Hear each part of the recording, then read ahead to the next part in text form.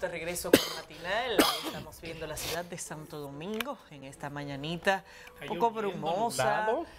Aparente estar lloviendo en algunos puntos de la ciudad. En esta parte específica, cerca del kilómetro cero de la ciudad, no aparenta estar lloviendo, pero parece que continuará la vaguada que ha estado afectando el territorio nacional. Mientras, señores, vamos con nuestra entrevista del día. Está con nosotros el licenciado Euclides Sánchez, senador por la provincia de La Vega y el Partido de la Liberación Dominicana. Geraldino González y una servidora, Laura Castellanos, estaremos conversando con él, bueno, de la agenda nacional, incluyendo el recién concluido proceso de elecciones. Bienvenido, senador, un placer tenerle aquí. Buenos días, Laura. Buenos días, Geraldino. Y a Saludos, todo el pueblo dominicano, senador. que cada senador mañana, reelecto. Así es. Un saludo a todo el pueblo dominicano que cada mañana pues está en sintonía con este importantísimo canal. Así es. Así es. Estoy aquí. Comentábamos justo antes de entrar al aire respecto a su valoración del proceso electoral, el cual usted concluía que en general había sido positivo. Sí, muy positivo, porque a pesar de la complejidad del proceso, la oposición no tuvo una actitud de colaboración. Más que todo tuvo una actitud de incidentar el proceso y aún así la Junta pudo salvar el proceso. De manera que yo entiendo, porque en realidad todos los procesos electorales dependen de la intención de todos los actores, porque la Junta nunca puede organizar un proceso electoral ella sola.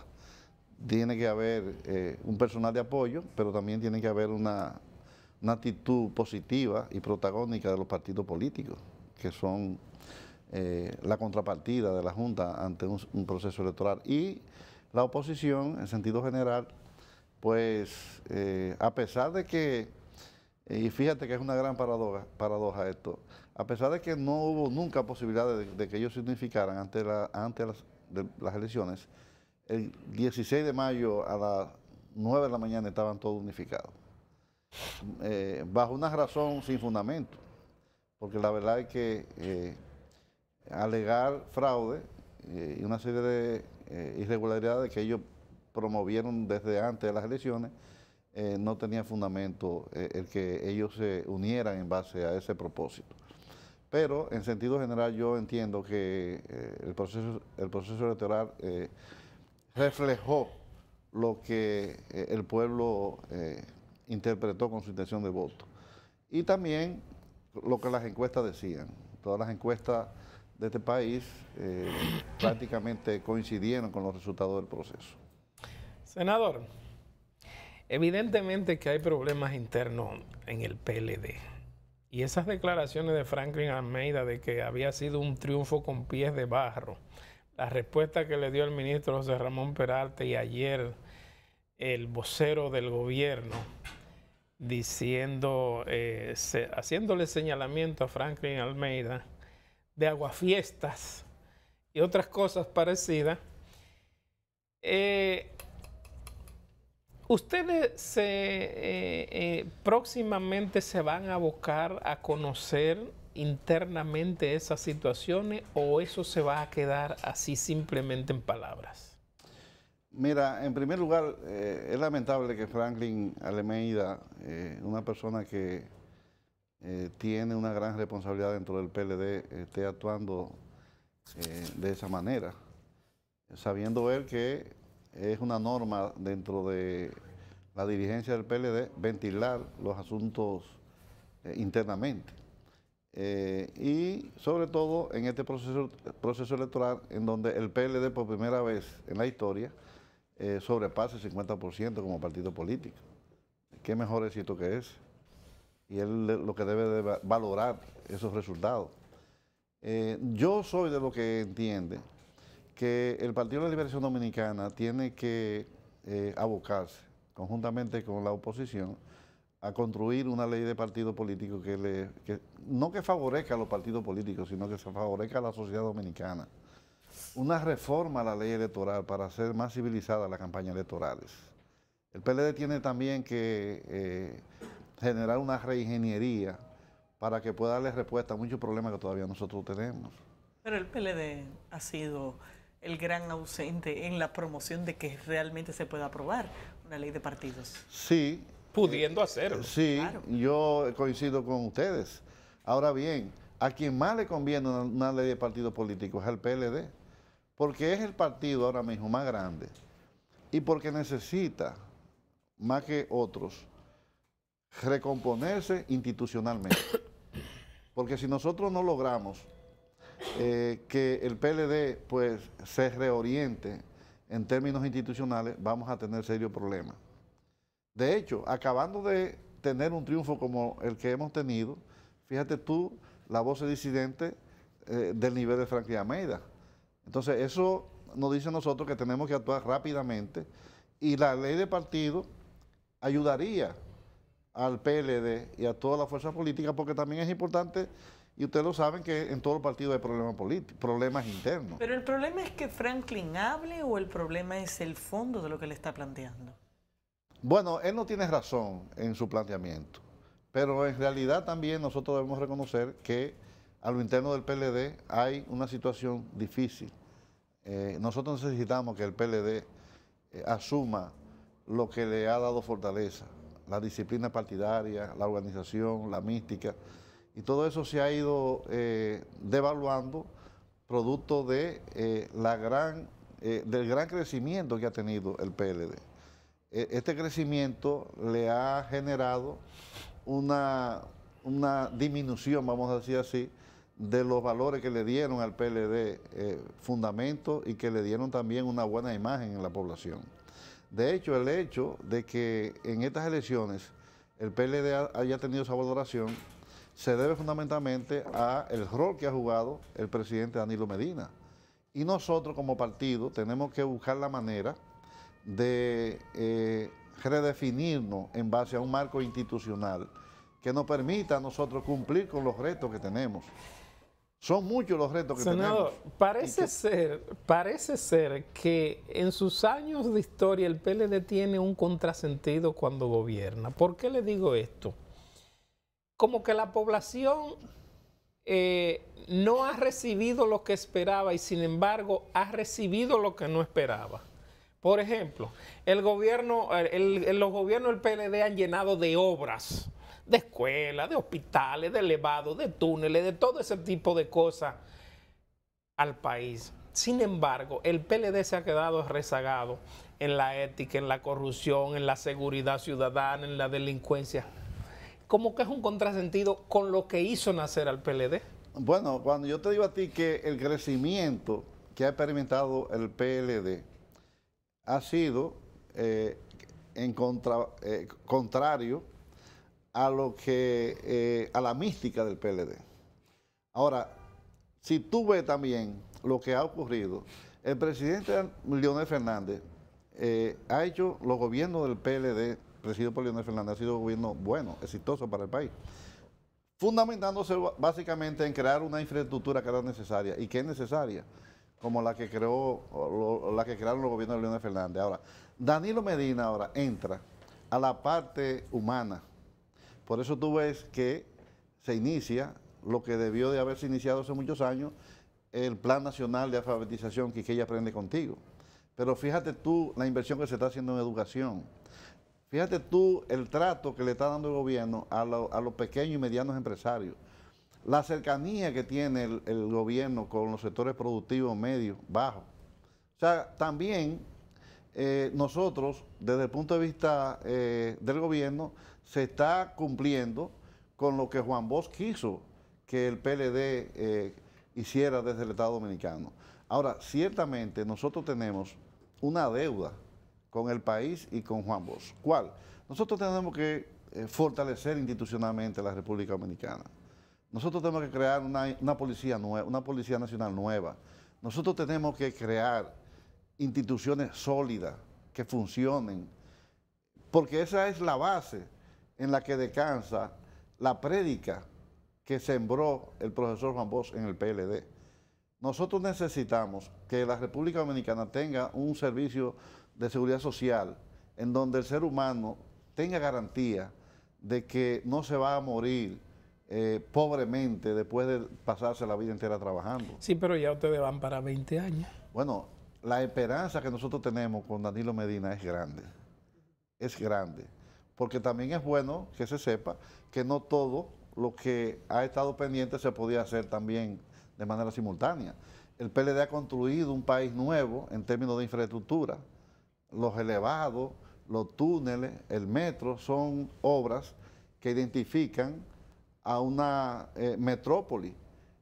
Nosotros tenemos carretera en primera, nosotros tenemos una infraestructura buena. Ahora bien, ¿qué está haciendo el PLD? Estamos trabajando en la parte humana. Este país ahora mismo es el líder en el manejo de la economía en toda América y el Caribe. Ese es un buen aporte, esa es una buena señal. Pero senador, ¿usted maneja en esa metrópolis? ¿Usted maneja? Sí. Porque a veces desde abajo se siente más como una selva. No, tú sabes la hora que eso ocurre en todos los países. No como aquí. Tú vas a Estados Unidos, tú vas el problema del tráfico vehicular es un problema prácticamente general. Es lo mismo que la delincuencia. No, pero es que una cosa es congestión de tráfico y otra cosa lo que pasa aquí. Aquí está totalmente fuera de control. Y a propósito de ese tema, así como también el tema de la seguridad ciudadana, en cierta medida parece que se le quiere cargar un poco al Congreso la responsabilidad. Uno de los diarios así lo hace en el día de hoy, en el sentido de que hay una serie de leyes que no han sido aprobadas, la ley de reforma policial, la ley de extinción de dominios, entre otras, y que lo que se identifica es que contribuyen a la situación de inseguridad ciudadana que tenemos. Pero es que tampoco nosotros podemos confiar mucho, y es bueno que el pueblo dominicano sepa. Por ejemplo, tú puedes tener una buena ley o una buena reforma a la ley policial, la puedes tener. Y si tú no le proporcionas los recursos a esa institución, tú vas a estar en lo mismo. Tú no haces nada con una buena ley cuando tú tienes un policía que gana 4,000 pesos mensuales. Cuando tú tienes un policía que no tiene un vehículo de transporte para poder perseguir el delito. Cuando tú tienes un cuartel que no tiene una computadora para poder recibir una querella. Pero ustedes no han visto eso, senador. Yo siempre he planteado... El PLD como gobierno no ha visto eso. Por eso te estoy diciendo que nosotros tenemos esa deuda con el pueblo. Nosotros tenemos que construir una nueva Policía Nacional. Nosotros tenemos que construir varias instituciones. El PLD tiene que hacerlo. Porque no es con reforma a la ley que nosotros vamos a lograr avanzar. Tú puedes tener una buena ley, pero si tú no le proporcionas a la Policía Nacional recursos para que un policía pueda actuar como merece la sociedad que actúe. O sea, ¿cómo tú, con una buena ley y un coronel de la policía ganándote 15,000 pesos, dirigiéndote un cuartel, tú le vas a exigir que te cumpla con esa ley? Tiene que haber una buena ley, pero también tiene que haber recursos económicos para que la institución pueda hacer cumplir esa ley. ¿Pero qué espera el Congreso para que haya una ley con ese tema? Bueno, el Congreso cumple con su misión. Nosotros, por ejemplo, estamos trabajando con la reforma de la ley policial. Mi posición, cuando yo he estado en esos escenarios, es esa, la de que la Policía Nacional, fíjate lo que está ocurriendo con educación. Aquí ha habido una revolución en términos de la parte educativa. ¿Pero por qué? Porque hay un 4% que sostiene esa revolución educativa. Nosotros necesitamos también que la Policía Nacional tenga un buen presupuesto. Nosotros necesitamos también que Salud Pública tenga un buen presupuesto. Necesitamos recursos para que la ley pueda cumplirse y ser beneficiosa a la sociedad. El Congreso no es culpable porque el Congreso planifica y crea leyes, pero si esas leyes no son acompañadas con el sostén financiero, es una ley que se muere. Pero en este caso es el problema que no se han creado estas leyes o no han sido aprobadas de forma fluida. Y lo que nos ha enseñado el PLD en estos años de gobierno y de control del Congreso es que cuando quieren que algo se apruebe, se aprueba. No ha sido así con esta serie de leyes que tienen que ver con el tema de la seguridad ciudadana. Mira, yo entiendo que el presidente Danilo Medina, el Congreso, nosotros tenemos que enfocar el problema de la seguridad ciudadana de una manera inmediata y con recursos. Nosotros necesitamos, por eso yo hablo de construir una nueva policía. Nosotros necesitamos una policía que sea un privilegio ser parte de ella. Y para tú, como lo es en otro país, ser policía en Estados Unidos, en Europa, es un privilegio. ¿Por qué? Porque es una institución que tiene una serie de beneficios al miembro que le permiten esa persona defender su integridad como parte de esa institución. Nosotros tenemos aquí en la República Dominicana que crear una nueva policía municipal, nacional. ¿Por qué? Porque si nosotros no le damos respuestas rápidas a esta ola delincuencial que tenemos, si nosotros no logramos también mejorar el sistema judicial, porque si tú ves, la mayor parte de los delincuentes son reincidentes. Incluso se están viendo personas que han cometido un homicidio, han durado 6 meses presos, y a los 6 meses salen y vuelven y matan a otra gente. Pero por lo menos ya desde el gobierno policía, se está reconociendo el problema, porque las interpretaciones de que es una simple percepción han abundado en todos estos años. No, es una realidad. Y fíjate tú que últimamente ha trascendido que hasta en la misma avenida Enriquillo, donde vive el presidente, se han perpetrado asaltos. Los otros días a mí me quitaron una cadena del cuello. ¿A usted? A mí. A mí. ¿Dónde sería? En la avenida Enriquillo yo estaba caminando haciendo ejercicio. Ajá. Sí. Y, óyeme, la delincuencia no es un asunto de perfección, es una realidad preocupante. Y nosotros tenemos que encararla. ¿Cómo? Fortaleciendo las instituciones que tienen que ver con eso. Óyeme, los jueces, la justicia dominicana tiene que cambiar. A eso iba. La policía tiene que construirse una policía nueva, porque esta policía, con este esquema que nosotros tenemos, no vamos a lograr el objetivo. Sí, pero senador, nosotros necesitamos que jóvenes, en vez de ir a la universidad a estudiar Derecho, Medicina, vayan a estudiar investigación y que puedan tener un sueldo digno. Un policía debe ganar aquí mínimo 20,000 pesos y tener una serie de beneficios colaterales. Debe tener un buen vehículo, debe tener una computadora en su vehículo, debe tener, el cuartel debe ser una torre inteligente. Nosotros tenemos que hacer inversión para tener una policía nueva que pueda investigar. Ahora mismo, señores, a mí me ha tocado llevar personas. Los otros días atracaron a una persona y con el primero que se encontró fue conmigo. Y yo fui al cuartel a llevarla. Y ella fue, yo la llevé a ella y hablé con el coronel, pero ¿de qué valió nada? No hay vehículo. ¿Es un desahogo, senador? No hay vehículo. lo anotan en una libreta. En una libreta. En una libreta, ¿entiendes? Y con un abanico de techo echándole a... Pero sin vehículo, sin ningún tipo de equipo que pueda servirle a ellos para ellos investigar nada. Entonces, senador, pero así no puede ser. Aparte del problema que significa la policía, yo creo que el problema más grave también es la justicia, porque la mayoría de los casos con que nos encontramos de asaltos y atracos, cada vez que atrapan a uno de esos sujetos, tiene 4, 5, 6, 8, 10 fichas. Entonces, ahí ya no es la policía, ahí es la justicia la que tiene que ver. Es una combinación. Policía, justicia y sociedad también.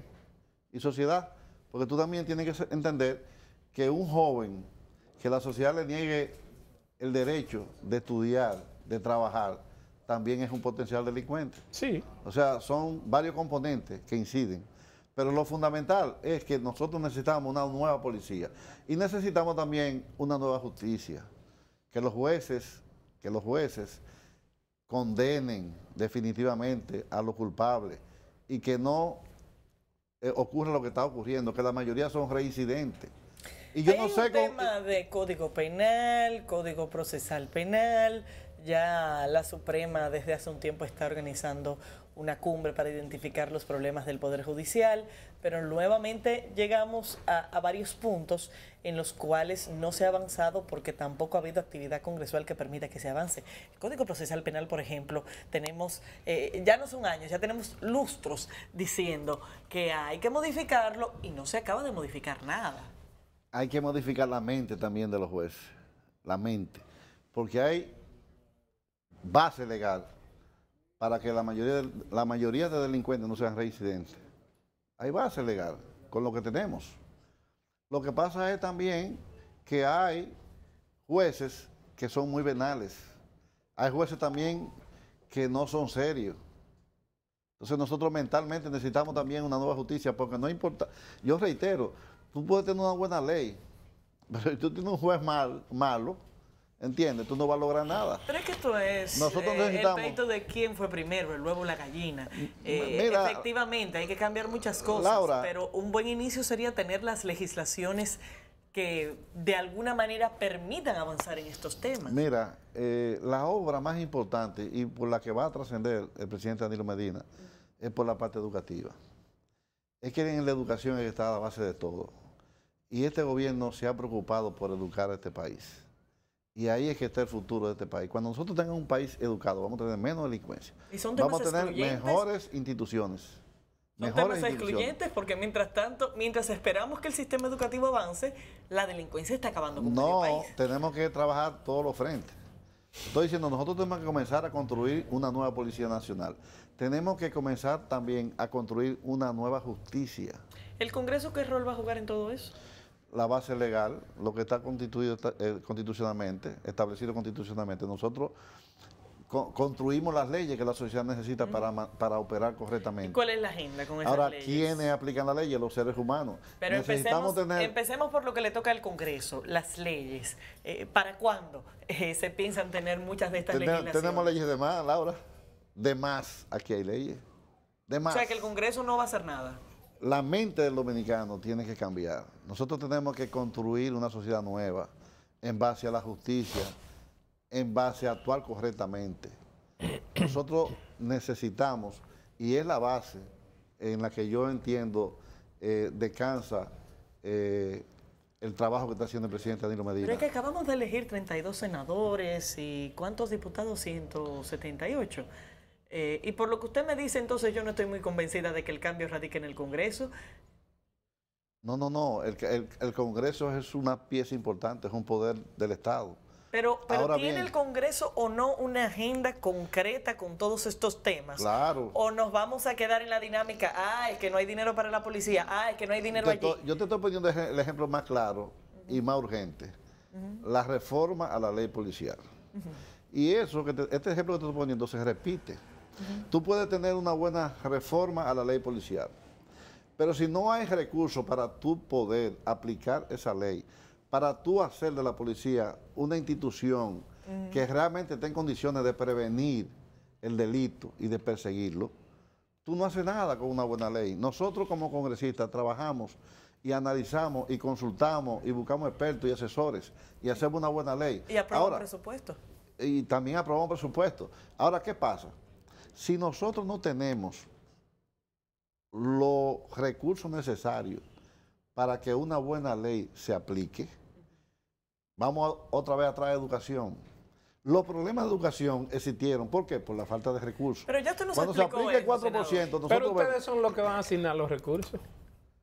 Sí, nosotros no lo asignamos, nosotros lo aprobamos. Senador, Lo asigna el Poder Ejecutivo. asigna. Lo asigna el Poder Ejecutivo. El Poder Ejecutivo propone Exacto. y se supone que el Congreso aprueba. Laura, en este país, en la República Dominicana, asigna el Poder Ejecutivo.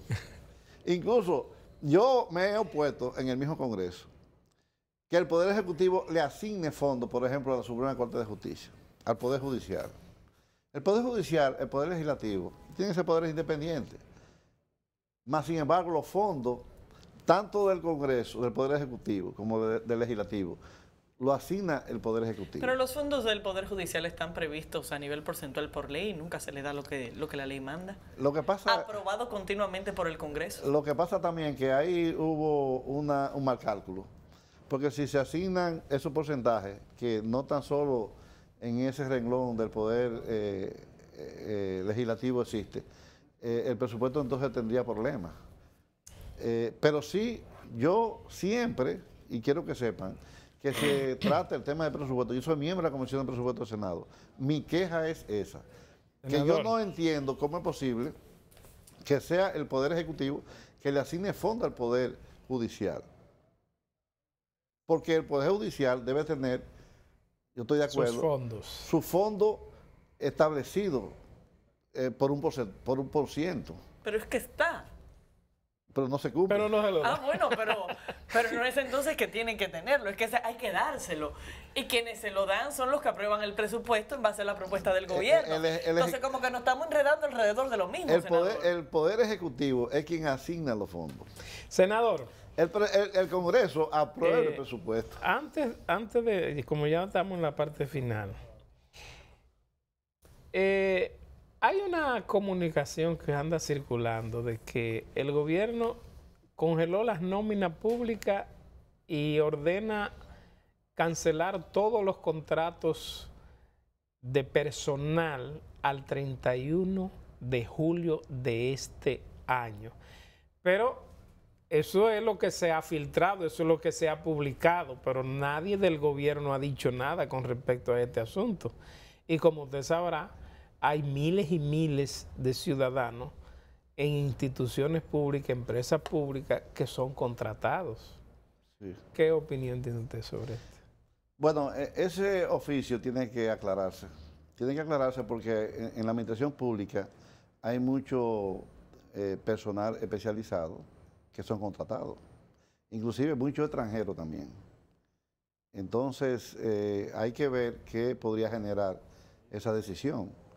Y hay también muchas instituciones públicas que tienen, yo diría que a veces hasta más contratados que nominales, producto de que le es más viable tener un empleado contratado. En obra pública hay muchos contratados, en todas las instituciones. Entonces, hay que ver qué se generaría de julio a agosto, ¿verdad? Y también porque también hay contratos que tienen fecha. O sea, hay contratos pero se establece la eliminación de todos tajantemente a partir del 31 de julio. Es compleja la medida. Por eso yo Eso no le puede traer un problema. Yo creo que tiene que explicarse correctamente, sí, porque es compleja. Porque hay personal, te reitero, especializado en muchas áreas que tú no puedes prescindir de ellos, ni por un día. ¿Entiendes? Entonces hay que ver qué es lo que está... Hay que explicar bien esa decisión. Por demás, responsabilidad para el Estado, que también tendrá que pagar en muchos casos por romper esos contratos anticipadamente. Es resarcir daños. No solo resarcir daños, que hay muchos contratos que le dan las mismas categorías que si fuera en nómina, que tienen derecho a prestaciones. No, más. Hay contratos que le dan más derechos que si fuera nombrado. Exactamente. Entonces, eso hay que analizarlo. Yo no tengo mucho conocimiento, pero yo sé que es un tema delicado. ¿Tiene idea qué motivó esta medida? Yo pienso que quizá buscando organizar un poco la nómina pública, el gasto, debe ser. Pero no tengo mucho detalle con relación a esa decisión. Creo que debe ser eso, que están buscando la manera de reducir el gasto y organizar un poco la administración pública en términos salariales.